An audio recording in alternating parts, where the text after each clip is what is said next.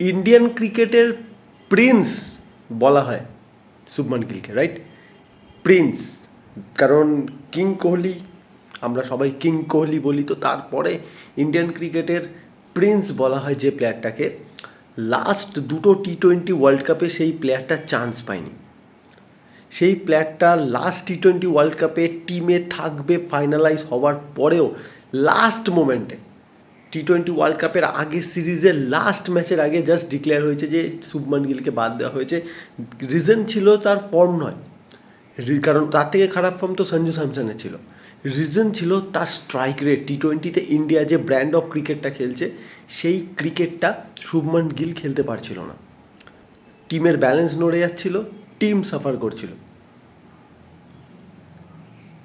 যে প্লেয়ারটাকে প্রিন্স বলা হয়, যে প্লেয়ারটা test captain, one day captain, তাকে টি-20 ওয়ার্ল্ড কাপ থেকে আপনি টি-20 স্কোয়াড থেকে পুরোপুরি ছেটে দিচ্ছেন, কোনো প্ল্যানিংয়ে নেই। আর যদি এইরকম কোনো একটা বড় প্লেয়ারের সাথে হয়, আর তার ক্রিকেটিং ইগো, একটা প্লেয়ারের যে ইগো হয় না, পজিটিভলি নেবেন ব্যাপারটা, সেই জিনিসটা যদি জেগে না ওঠে, তাহলে সেই প্লেয়ার ইন ফিউচার খুব লম্বা রেসের ঘোড়া সে হবে না। আর এই ইগোটা শুভমান গিলের মধ্যে এবারের আইপিএলে জেগে উঠেছে। বিশেষ করে কালকের যে ইনিংসটা আমরা দেখলাম, ইট ওয়াজ ফ্যাবুলাস ইনিংস ভাই। 214 কম রান নয়। জানি এখন ইন্ডিয়া যে ব্র্যান্ড অফ ক্রিকেট খেলছে, আইপিএলে যে ব্র্যান্ড অফ ক্রিকেট চলছে, তাতে 220 চেস হয়ে যায়, আমি জানি। বাট এটা চেস করা অত ইজি নয় যতটা মুখে বলতে লাগে। বাট যদি খুব খুঁটিয়ে কালকে ইনিংসটা দেখেন না, একটা ফ্ললেস ইনিংস, একটা এমন ইনিংস যেখানে একটা সিঙ্গেল চান্স দেওয়া হয়নি বোলারদেরকে। অপোজিশনের মুখ থেকে জাস্ট সিম্পলি তাদের খাবারটা ছিনিয়ে বের করে নেওয়া। আর আমি বরাবর একটা জিনিস মনে করি, কোনো orthodox batsman, Shubman Gill is orthodox batsman. Shubman গিলকে আপনি একটা বৈভব সূর্যবংশী ক্যাটাগরিতে ফেলতে পারবেন না, আপনি ওকে একটা অভিষেক শর্মা ক্যাটাগরিতে ফেলতে পারবেন না, কারণ Shubman Gill is not a slogger. আমি বলছি না বৈভব সূর্যবংশী বা Abhishek Sharma slogger, but they can slog, যেটা শুভমান গিল পারে না। আর এটা যেমন একটা নেগেটিভ দিক না, কখনো কখনো স্লগ করতে হয়, বাট এটা একটা পজিটিভ দিক এটাই, একটা অর্থোডক্স ব্যাটসম্যান যে সোজা ব্যাটটা খেলতে পারে, সে যখন টি-20তে তার ক্রিকেটকে আপগ্রেড করে, সে যখন টি-20তে তার ক্রিকেটকে এই স্ট্রাইক রেট, হাই স্ট্রাইক রেটের যুগে যখন সে সেটার সঙ্গে মানাতে শুরু করে না, he is dangerous. Not only dangerous, আমার যেটা মনে হয় শুভমান গিলকে আর টি-20 যে পরিকল্পনা, ইন্ডিয়ান যে টি-20 যে ম্যানেজমেন্ট, তারা বেশি দিন বাইরে রাখতে পারবে না। কারণ শুভমান গিলের এই ইগোটা হার্ট হয়ে গেছে, যে এইখানে লেগে গেছে ভাই, যে আমি দুটো টি-20 ওয়ার্ল্ড কাপ খেলতে পারিনি, আমাকে কারেন্ট টেস্ট আর ওয়ান ডে ক্যাপ্টেন আমি, সেখান থেকে আমি খেলতে পারছি না টি-20 ওয়ার্ল্ড কাপ। টি-20 টিমে আমাকে কোনো প্ল্যানিংয়ে রাখা হচ্ছে না। আর ইগোটা যে হার্ট হয়েছে, সেই ইনিংসটা কালকে বেরিয়ে এলো। এবারে আইপিএলে শুভমান গিলের স্ট্রাইক রেট মানে দুর্দান্তভাবে আপগ্রেড হয়েছে। আমি বলবো না যে বেড়েছে, আমি আপগ্রেড হয়েছে এই কথাটা কেন বলছি, এটাকে করতে হয়েছে ভাই, এটা এমনি এমনি হয় না। যে শটগুলো আপনি এবার আইপিএলে শুভমান গিলের ব্যাট থেকে দেখছেন, অনেক শট এর আগে ছিল না। বাই দ্য ওয়ে, আবার ওই কথাটা বলবো, not slog, proper cricketing shot, more attacking, improvisation অনেক বেশি বেড়েছে।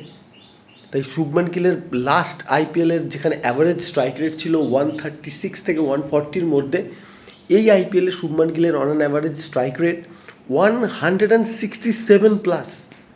কালকে 196-এর স্ট্রাইক রেট নিয়ে একটা 100, দুর্দান্ত 100। প্রিন্স জেগে উঠেছে ভাই। টেস্টে ক্যাপ্টেন্সি পাওয়ার পর he is playing good, he is playing brilliantly. ইংল্যান্ডে আমরা দেখেছি, ওয়ান ডে ক্রিকেটে Shubman Gill will always be there, আমরা সবাই জানি ওর মতো একটা প্লেয়ার লাগে যে ক্যারি করতে পারে। বাট টি-20তে নাও, এখন টি-20তে কিন্তু he will be a threat. নিজের খেলাকে আপগ্রেড করে নিচ্ছে শুভমান গিল। কালকের ম্যাচে নিয়ে আরেকটা যদি কথা বলতে হয়, সেটা হচ্ছে ভাই, আমি আমার আগের ভিডিওতেই বলেছিলাম যে I am literally fan of Vaibhav Suryavanshi. কালকে যখন ইনিশিয়ালি দুটো বড় উইকেট চলে গেছিলো, যশস্বী জয়সওয়াল আর ওদিকে আপনার হচ্ছে ধ্রুব জুরেল, যারা ইন ফর্ম ছিল রাজস্থানের হয়ে, তখন একটা জিনিস দেখাচ্ছিল যে বৈভব সূর্যবংশী কী করে ক্যারি করে তার ইনিংসটাকে, কারণ এখানেই ম্যাচিউরিটিটা এসে দাঁড়ায়। হ্যাঁ, একটা চান্স দিয়েছিল, ঠিক আছে, catch drop part of the game, but ও তো বলে দেয়নি ফিল্ডারদের না যে আমার ক্যাচ ড্রপ করো, কিন্তু সেখান থেকে দাঁড়িয়ে বৈভবের কালকে ইনিংসটা আরেকটা 100 মিস করলো। বাট মজার বিষয় কি জানেন, আর সব থেকে ইন্টারেস্টিং জিনিস যেটা আমি কালকে নোটিস করলাম, যত আপনি খেলবেন ইন্টারন্যাশনাল লেভেল, এই বড় লেভেলে, বিগ লেভেলে যত খেলবেন, তত আপনার দুর্বলতাগুলো অপোনেন্ট এক্সপোজ করার চেষ্টা করবে, যেটা কাল করা হচ্ছিল তার এগেনস্টে। Short ball outside the option, short ball outside the, আর কিছু ইনক্রেডিবল শট খেলেছে কালকে ছেলেটা। ওই অপোজিশনকে কাউন্টার করার জন্য যে কালকে কয়েকটা আনবিলিভেবল শর্ট বলেতে over the cover, over long off যে শটগুলো খেলেছে কালকে, ভাই এই ছেলেটা তৈরি হচ্ছে, এই ছেলেটা তৈরি হয়ে গেছে বলতে পারি আমি। ও রেডি হচ্ছে বড় কিছু করার জন্য, আবারও বলছি রেডি হচ্ছে বড় কিছু করার জন্য।